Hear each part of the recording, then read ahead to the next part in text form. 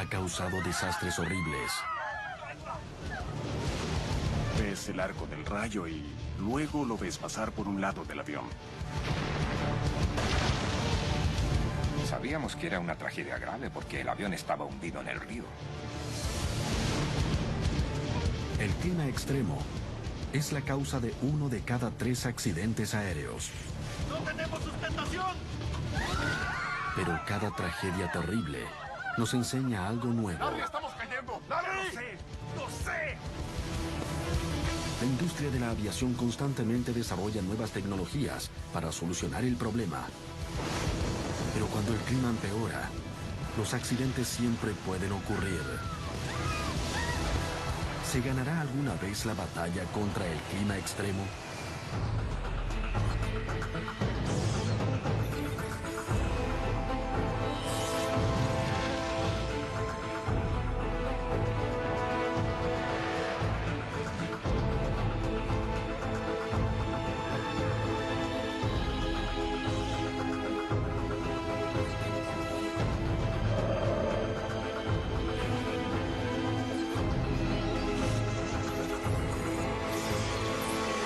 Catástrofes aéreas, clima extremo. 13 de junio de 1982. Dusk, Washington, D.C. El vuelo 90 de Air Florida espera en el Aeropuerto Nacional de Washington. Su destino es Fort Lauderdale, en Florida. Pero el clima es horrible. El aeropuerto está cubierto por 10 centímetros de nieve y la temperatura desciende a -4 grados. Es un periodo en que los pilotos deben estar muy atentos a los peligros de la nieve y el hielo. Estaba nevando. ¿Hacía mucho frío? David Lermont es piloto y periodista experto en aviación. Cada vez que llega el invierno, todas las aerolíneas eficientes le recuerdan a sus pilotos que deben estar atentos al riesgo inminente que implica el invierno. Se usan equipos para despejar la nieve de las pistas. Se deshielan los aviones con una mezcla de agua caliente y glicol, un anticongelante.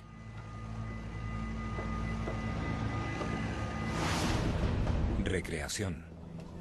A bordo del vuelo 90, los 79 pasajeros y tripulantes han sido retrasados por más de 1 hora y media debido a la nieve y están impacientes por despegar. Uno de ellos es Joe Stiley. Le ha dicho a su esposa que solo estará de viaje 24 horas y que luego llevará a sus hijos de vacaciones. A las 3:59 p.m., el vuelo de Air Florida recibe la autorización para despegar. El vuelo 90 toma velocidad en la pista. A medida que asciende desde el aeropuerto, repentinamente pierde estabilidad. Ascienda. Ascienda. No hay potencia. Ascienda. ¡Larry, estamos cayendo! ¡Larry! ¡Ya lo sé! ¡Lo sé!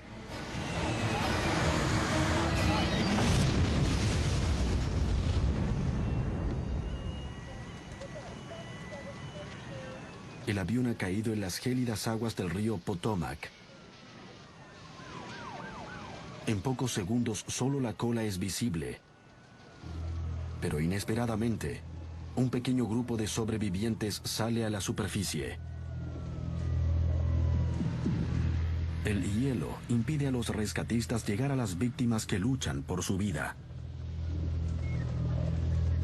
Luego se aproxima un helicóptero. Es una carrera contra el tiempo. En aguas a tan baja temperatura, un ser humano pierde el conocimiento en menos de 15 minutos. Pero solo se puede rescatar una persona a la vez.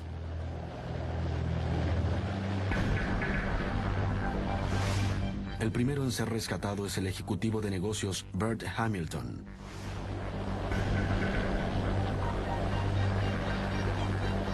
Seguido por Kelly Duncan, una sobrecargo de 22 años.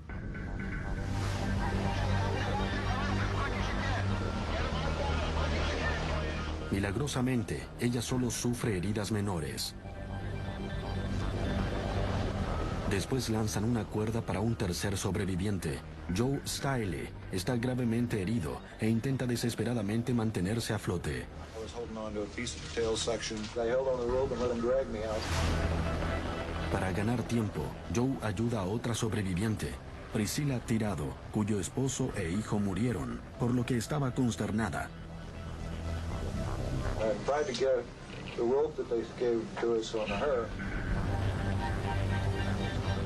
Pero él no tiene la fuerza para sujetarla, y ella lucha por mantenerse a flote en el agua gélida. El tiempo se acaba.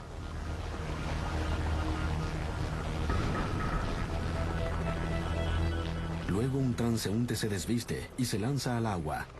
Lenny Skutnik, en un acto de extraordinaria valentía, la lleva hasta la orilla.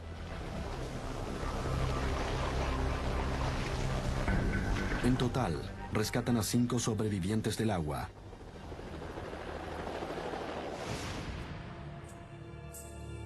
Un sexto hombre, Arland Williams, que ha pasado varias veces la cuerda de rescate a otros, no sobrevive. There was a sixth man clinging to the wreckage, and as I dropped the flotation devices, he handed these devices to the other people who were clinging around him on the wreckage.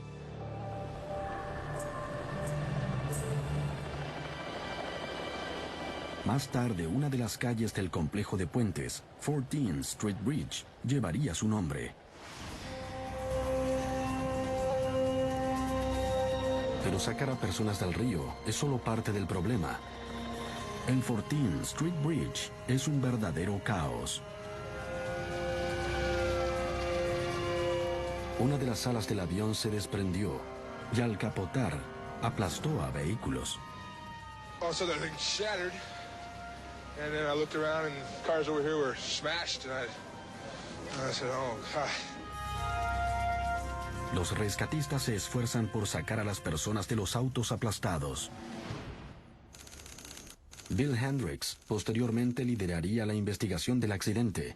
Había 6 autos aplastados. Parte de la estructura del puente estaba destrozada. La protección del puente no estaba. Era una situación terrible y el avión estaba en el río aún con víctimas adentro. La cifra final de muertos es de 74 pasajeros y 4 personas fallecidas en el puente. Pero la gran interrogante acerca del accidente es, ¿cuál fue el error? Ese día en Washington había temperaturas muy bajas y una inusual nieve muy intensa. Pero docenas de otros aviones habían aterrizado y despegado sin problemas en condiciones idénticas. ¿Qué hizo que el vuelo 90 fuera la única víctima de la nieve esa tarde? En los días posteriores al accidente, buzos y grúas llegan al lugar del accidente en el río Potomac. La primera misión para Bill Hendricks, el investigador jefe del accidente, es ubicar y recuperar las grabadoras de datos de vuelo. Es un trabajo complejo. La visibilidad debajo del agua, según lo reportado por los buzos, era de unos 30 centímetros. Había lodo y era muy difícil recuperar esas cajas. Por eso los buzos dependen del sonido que emiten las grabadoras cuando están sumergidas en el agua.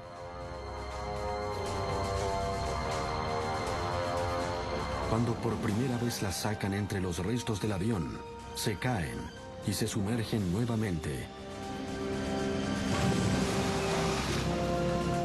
Finalmente demorarían 7 días en recuperar la grabadora de voz en cabina y la grabadora de datos de vuelo.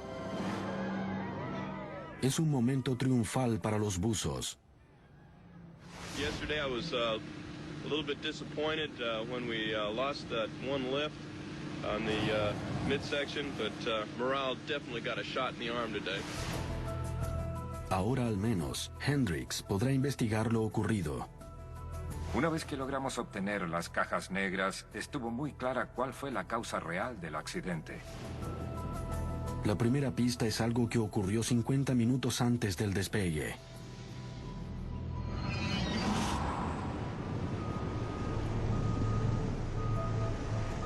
La nieve dejó la pista de rodaje resbalosa y los carros no pudieron remolcar al vuelo 90 desde la zona de embarque. El piloto Larry Whitten decidió ayudar. Intentaré lentamente usar la reversión. acciona la reversión de escape de los motores del avión y mantiene la propulsión reversa. Es como usar la marcha atrás de un automóvil. Él espera que los motores ayuden a mover el avión desde la puerta de embarque, pero es una maniobra muy arriesgada. La propulsión reversa levanta hielo y nieve, y esto es succionado por los motores. A veces esta propulsión levanta cosas que están frente al motor y luego son succionadas. Es algo que debe evitarse. Puede afectar a sensores esenciales para el correcto funcionamiento del avión. No es recomendable, pero no debería causar un accidente.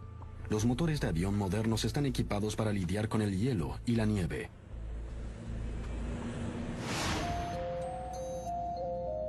Pero luego Bill Hendricks encuentra algo más. Ocurre durante el chequeo previo al despegue. Aire acondicionado y presurización. Listo. Motor antihielo. Apagado.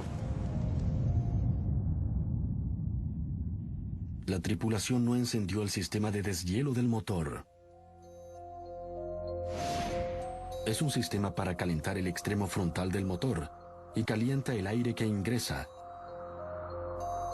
Con el sistema apagado, toda la nieve y el hielo succionado por el motor en reversa se congelará e interferirá con el rendimiento del motor. No diría que nos impactó, pero fue una revelación de que había inexperiencia en las operaciones invernales de esa tripulación. Olvidaron encender el sistema de deshielo. A medida que el vuelo 90 avanza por la pista, el copiloto Roger Pettit expresa su preocupación. Los motores no parecen alcanzar suficiente propulsión. ¿Qué significa esto? Eso no está bien. Pero Wheaton decide no tomar en cuenta su inquietud. Todo funciona. No está funcionando. O tal vez sí.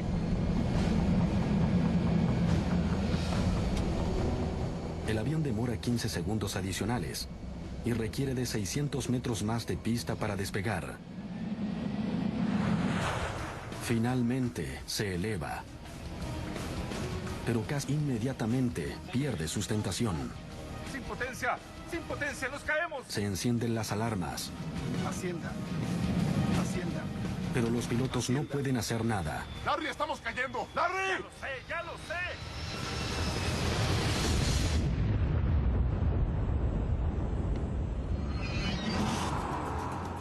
Al analizar las evidencias, los investigadores ahora pueden establecer cómo una combinación de error humano y malas condiciones climáticas provocaron que el vuelo 90 se estrellara.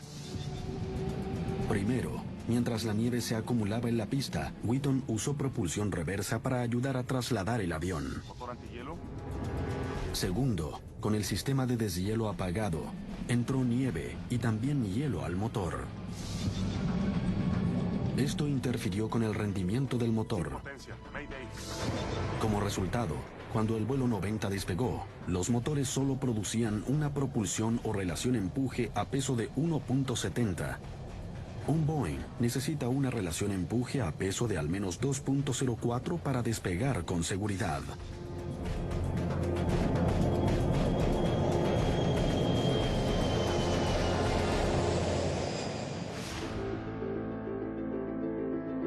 La investigación final determina que el piloto Larry Wheaton es culpable de varios errores. Estos pilotos se comportaron como si no supieran mucho sobre las operaciones de invierno. Y como resultado de infringir casi todas las reglas respecto al deshielo, en los procesos previos al despegue, el avión se estrelló. El accidente confirma que cuando el clima es extremo, no hay margen para el error. Es un problema en el que los ingenieros han trabajado durante años. 24 de diciembre de 1971. Vísperas de Navidad de 1971, el vuelo 508 de Lanza se dirige a la remota ciudad peruana de Pucallpa. A bordo viajan Juliana Kopka, de 17 años, y su madre María. Su padre está a cargo de un centro de investigaciones en la selva y la familia planea pasar la Navidad juntos. Estaba muy entusiasmada y con muchas ganas de ver a mi padre. No lo había visto hacía mucho tiempo.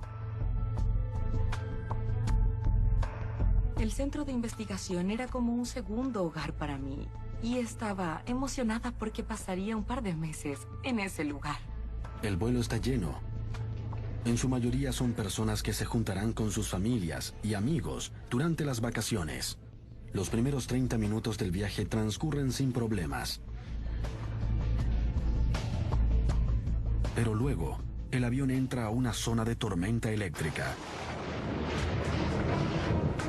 Había una tormenta eléctrica alrededor de nosotros. Y el avión se sacudía con extrema violencia. Fue horrible.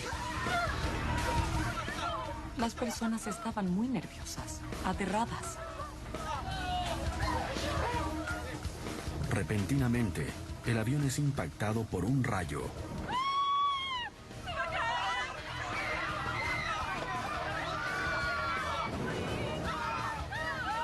Todo vuela por el aire.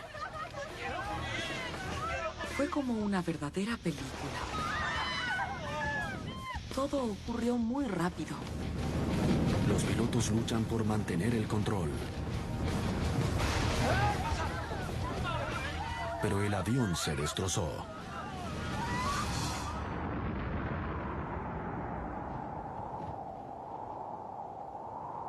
De pronto se puso muy silencioso. Solo podía escuchar el sonido del viento. Juliana cae desde aproximadamente 9.000 pies, equivalente a 3 kilómetros.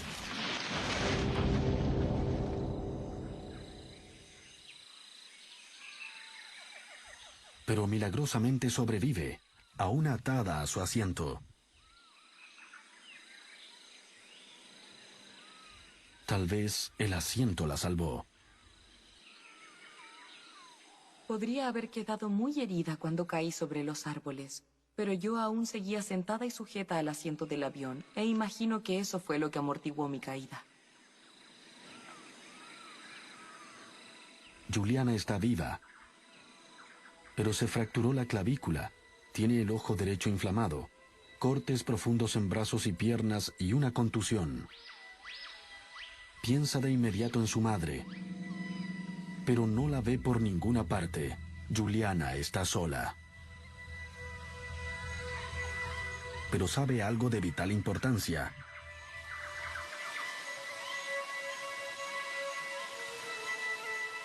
Mi padre siempre me decía que cuando te pierdes debes tratar de encontrar una corriente de agua.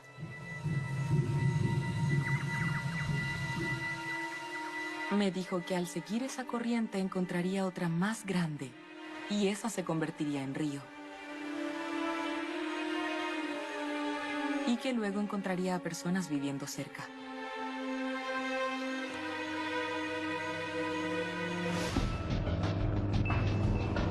Cuando se dan a conocer las noticias del accidente, se envían aviones de rescate para encontrar sobrevivientes.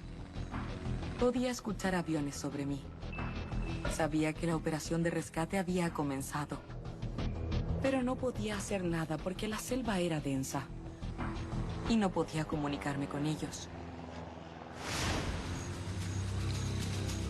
Mientras se pone en camino para buscar ayuda, su única comida es un puñado de dulces que encontró en el lugar del accidente. Viví gracias a los dulces durante 3 días y solo bebí agua.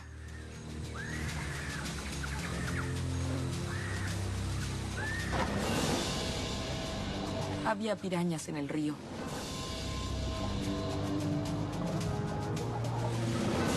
Las rayas látigo eran aún más peligrosas. Y había anguilas eléctricas. Podía ver caimanes por todas partes.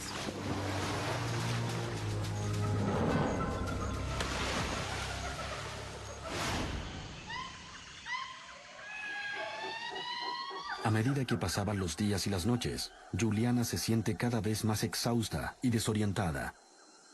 Cada día perdía más la esperanza. Hubo momentos en que estuve desesperada. especialmente durante las noches. Las noches eran horribles.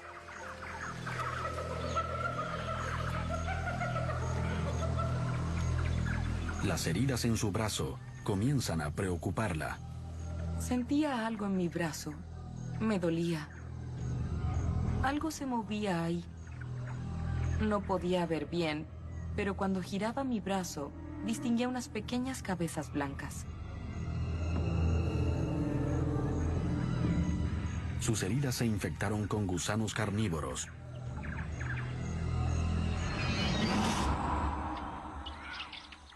Finalmente, después de 11 días, hambrienta y exhausta, Juliana encuentra un campamento de leñadores.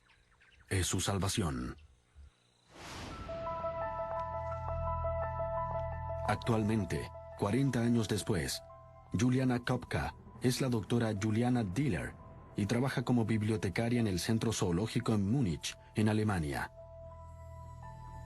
Es la única sobreviviente del vuelo Lanza 508. Su madre, junto a los otros 90 pasajeros y tripulantes, murieron. Los recuerdos del accidente siempre la acechan. En muchas ocasiones es siempre un ambiente, un sonido, un olor, a veces incluso un color, lo que me hace recordar la situación que viví.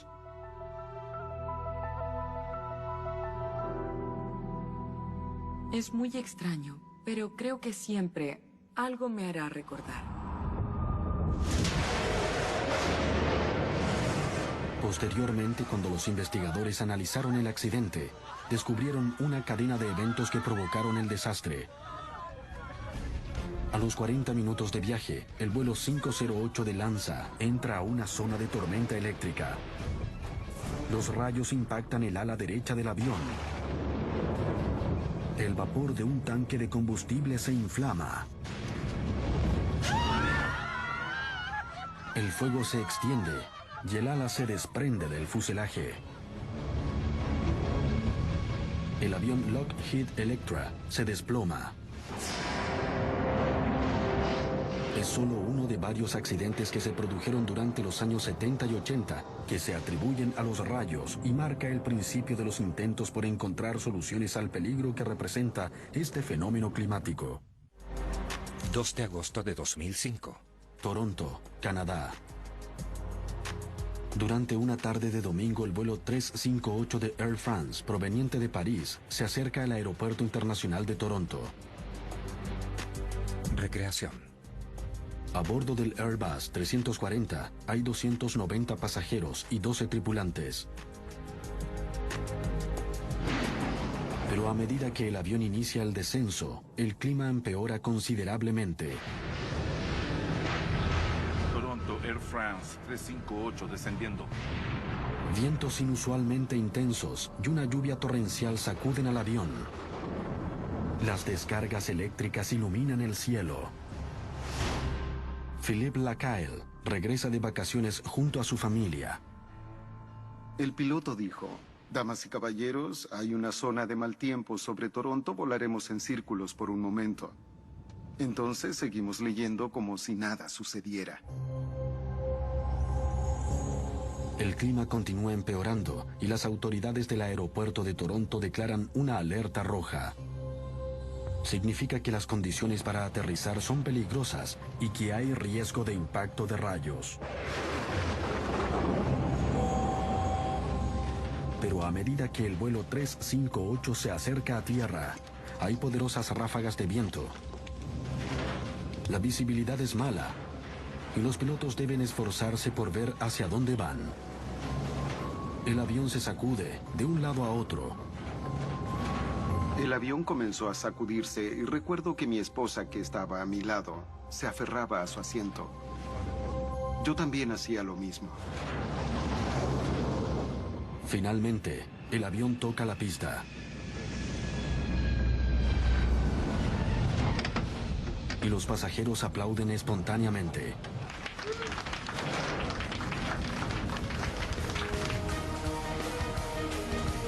Pero el peligro no ha cesado.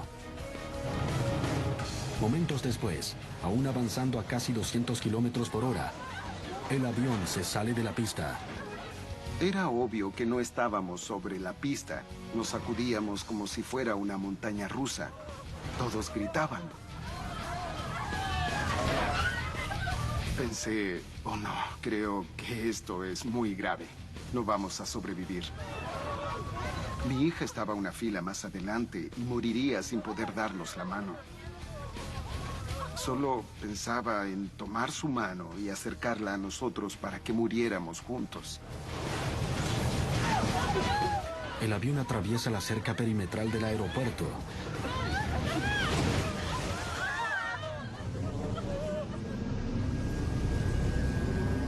Y finalmente se detiene en un pequeño barranco. Todos estaban sorprendidos, paralizados. Primero por estar vivos, porque es difícil sobrevivir a algo así, es milagroso. Pero al mismo tiempo, no sabíamos qué hacer, cómo reaccionar.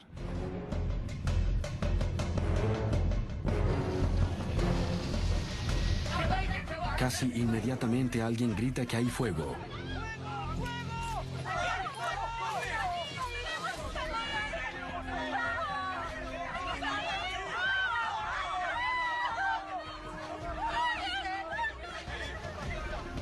Cuando se inicia el incendio, solo hay 90 segundos para evacuar el avión, antes de que el fuego llegue a los tanques de combustible. Fue una visión del infierno. Cada persona lucha por salir. Olía a combustible quemándose.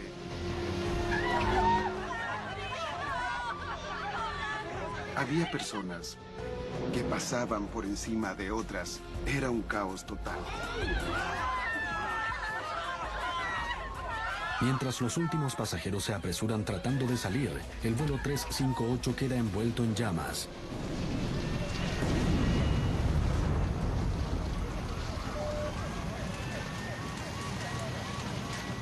Hay docenas de heridos, pero los 302 pasajeros y tripulantes sobreviven.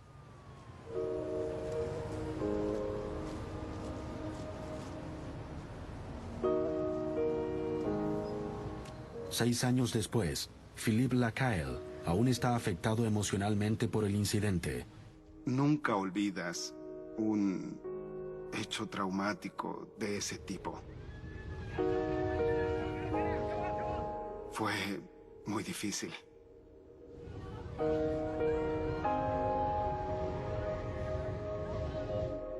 Aparte de un milagro, no puedo explicar cómo pudimos escapar en 1 minuto y 15 segundos por 2 puertas, 309 pasajeros. El episodio se conoce como El Milagro de Toronto. Cuando los investigadores aéreos llegan al lugar, se formulan una interrogante básica. ¿Por qué un avión equipado con los equipos de navegación más modernos se sale de la pista? ¿Fue debido a un error del piloto? ¿A una falla mecánica? ¿Al clima extremo? ¿O a una combinación de todas las anteriores? Obtienen datos de las quemadas cajas negras. Réal Lavaseur es el investigador jefe del accidente. Analizamos los frenos, analizamos los neumáticos, analizamos los motores, analizamos cada sistema, los hidráulicos, los eléctricos, y no había absolutamente nada malo con ese avión.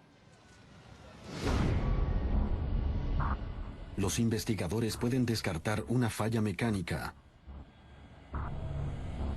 Pero cuando analizan los últimos momentos del vuelo 358, descubren lo que parece ser una serie de errores del piloto.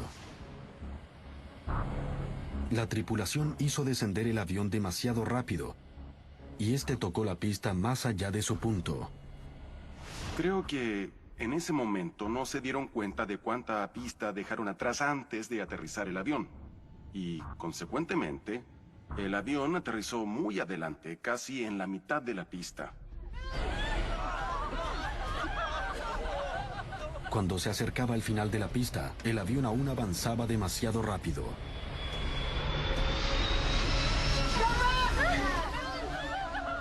El avión aún avanzaba a más de 193 kilómetros por hora. Pero se trata simplemente de un error del piloto.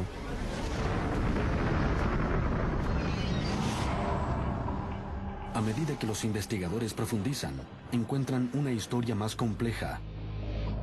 Los pilotos pudieron haber sido víctimas de un fenómeno inusual. Tal vez se toparon con un peligroso fenómeno conocido como cizalladura del viento.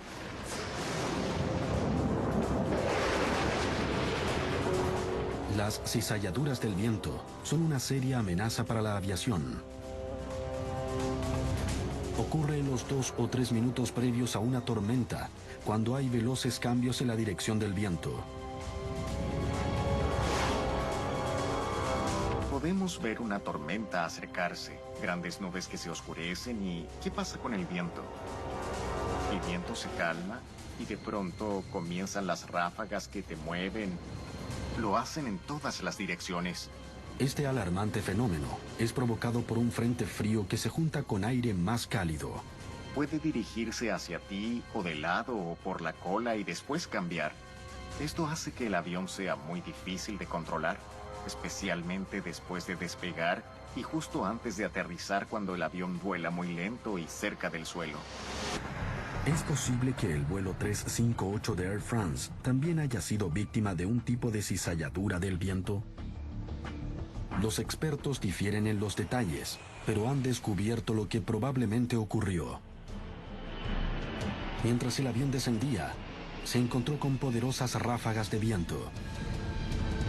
La visibilidad era limitada y los pilotos se esforzaban por ver la pista. Luego el viento se convirtió en viento de cola y el avión aumentó la velocidad. Como resultado, avanzó demasiado sobre la pista y aterrizó muy rápido.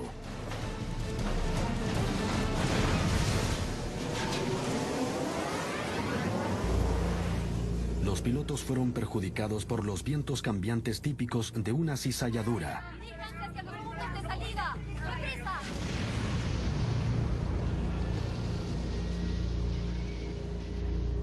La investigación concluyó que esta tripulación aterrizó el avión con una visibilidad muy reducida, donde la cizalladura de viento superaba los límites de la nave. El clima extremo ha reclamado otra víctima, pero hay una tecnología que puede advertir anticipadamente a los pilotos sobre vientos extremos. Se llama radar Doppler. Es una tecnología antigua, pero desde los años 90 la computación le ha permitido generar mapas meteorológicos simples y fáciles de leer que indican eventos peligrosos. En esta imagen el verde muestra mucha nubosidad, el rojo indica áreas con lluvias torrenciales y el púrpura indica tormentas y turbulencias por el viento. No puede ayudar a un piloto a evadir ráfagas de viento en los momentos finales previos al aterrizaje, pero puede entregar numerosas advertencias de patrones del clima asociados a vientos intensos en la mayoría de las situaciones. Actualmente, el clima no debería ser un problema para los pilotos. Pero en el año 2010, un desastre demostró que cuando el clima se vuelve extremo, los accidentes pueden ocurrir a pesar de la tecnología. 10 de abril de 2010.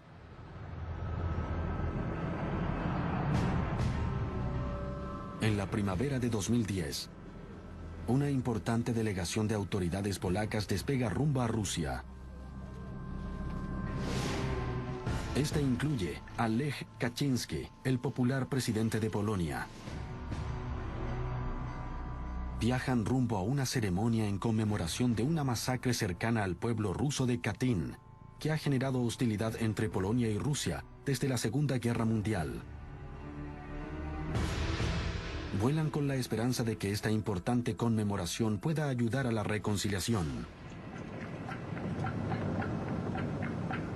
Pero cuando el avión polaco se acerca a la ciudad rusa de Smolensk, queda envuelto en niebla.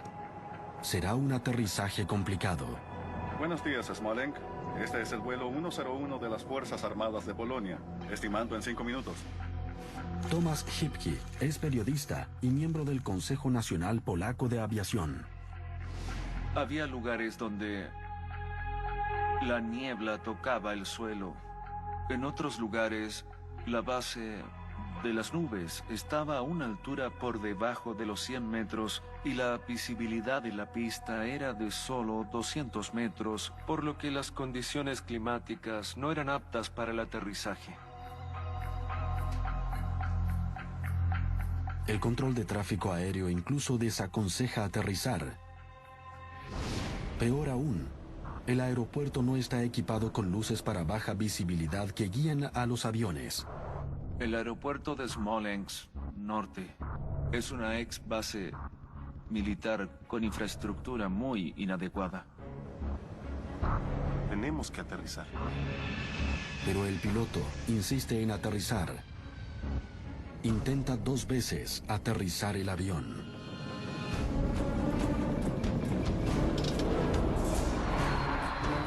Cada vez se ve obligado a ascender. Finalmente realiza un tercer intento. El avión desciende demasiado. Los pilotos no pueden ver la pista, pero continúan bajando. En el afán por ver las luces de la pista a través de la niebla, continuaron sin considerar su real altura. Y si en este proceso no logras ver las luces de la pista, debes intentarlo otra vez. De pronto el avión toca un árbol y gira sin control. Se da vuelta y se estrella contra el suelo.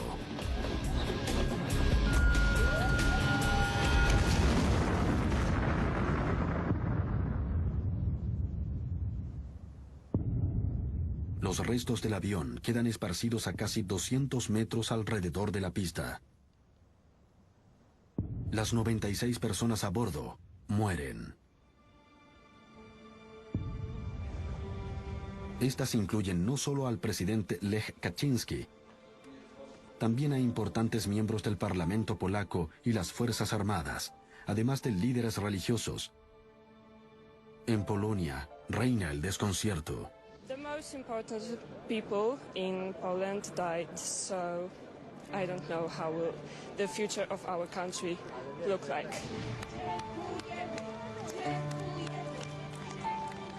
El país declara un periodo de luto nacional.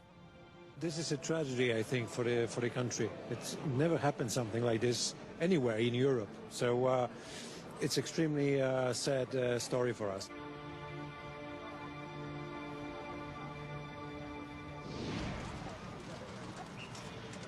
La investigación de accidentes se inicia de inmediato. Es una operación conjunta entre Rusia y Polonia. Los investigadores pronto descubren que no hay señales de fallas mecánicas. El avión de 20 años había sido revisado recientemente. Pero eso genera inquietantes dudas. La revisión incluyó añadirle al Tupolev Tu-154, un sofisticado sistema de evasión de terreno que advierte al piloto si vuela a baja altitud o si está en peligro de golpear algo.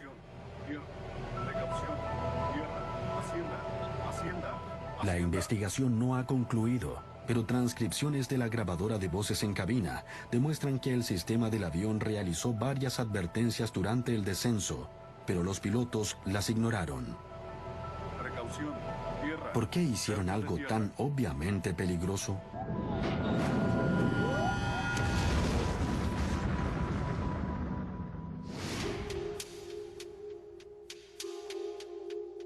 La transcripción entrega una pista. A medida que el avión se acercaba a Smolensk, se puede escuchar al piloto informando a un oficial superior en la cabina. Señor, la niebla está aumentando. No podremos aterrizar. ¿A quién le habla? Una voz anónima responde. Tendremos problemas. A través de la estática de radio también se escucha otra voz que aumenta la presión. Él estará molesto. Algunos diálogos de las grabaciones sugieren que los pilotos estaban bajo una gran presión. ¿Debían arriesgarse a un aterrizaje difícil o debían abortar una misión de relevancia internacional? Los pilotos que llevan autoridades, diría que están bajo una presión mayor. Estos pilotos realmente querían cumplir con su trabajo y aterrizar con todas esas personas importantes. Les habían informado por eso desde el control aéreo sobre la visibilidad. Esta no era apropiada para realizar un aterrizaje seguro, pero después de pensarlo dijeron, lo intentaremos de todas formas. Además, la tripulación estaba formada por pilotos militares acostumbrados a acatar órdenes y correr riesgos. Los pilotos militares están entrenados para arriesgarse más que los pilotos civiles.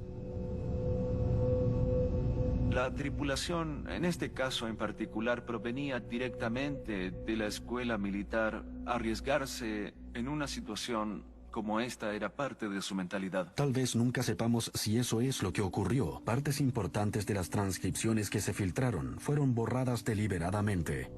Algunos creen que los rusos deliberadamente dejaron vacíos en la transcripción porque lo que encontraron era dañino para los intereses polacos. Lo cierto es que si estos vacíos no se llenan, nunca se resolverá este acertijo.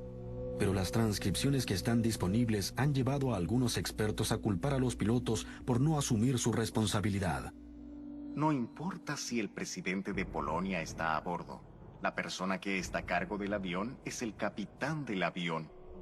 Él domina más todo lo relacionado con el avión que el presidente. Finalmente, eres un profesional entrenado. Eres el que debe solucionar cualquier tipo de error. Según esta versión de los hechos, los pilotos simplemente olvidaron que cuando el clima es extremo, nada reemplaza a su propia habilidad y juicio. Actualmente en Polonia, tienen la esperanza de que se aprendan las lecciones y que nunca vuelva a ocurrir un accidente similar.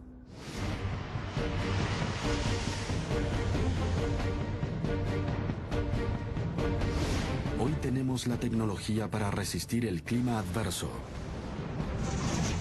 Los pilotos están mejor entrenados, los aviones están mejor equipados para todas las condiciones climáticas. No debería haber más accidentes debido al clima. Pero el clima extremo continuará desafiando la habilidad de un piloto y su capacidad de volar ante lo inesperado.